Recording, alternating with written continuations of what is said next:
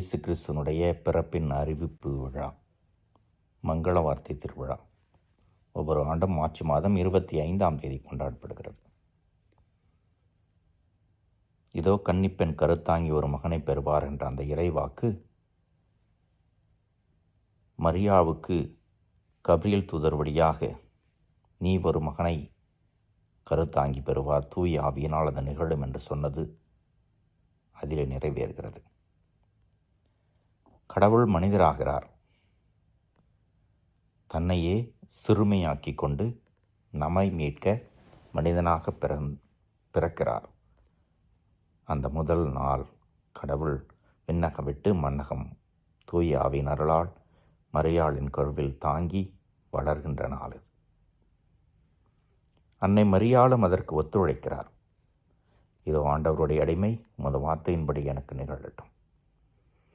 இந்த வார்த்தையிலே கடவுள் மனிதனாகும் அந்த நிகழ்வு நமக்கு வாழ்வாக பலனாக மாறுகிறது.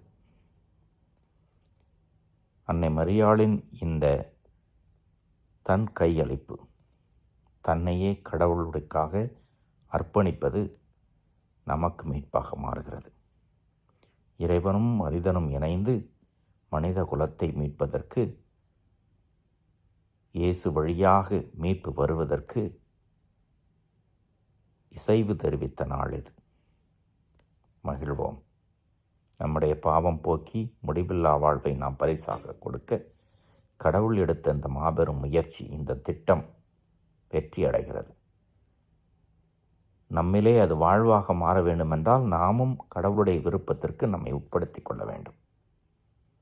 இயேசுனுடைய பாடுகள், மரணம், உயிர்ப்பு, இதன் வழியாக வந்த மீட்பு நம் வாழ்வாக மாறுவதற்கு நம்மை இறைவனுடைய விருப்பத்திற்கு கையளிப்போம்.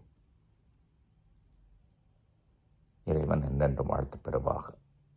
அன்னை மரியாளை போற்றுவோம்.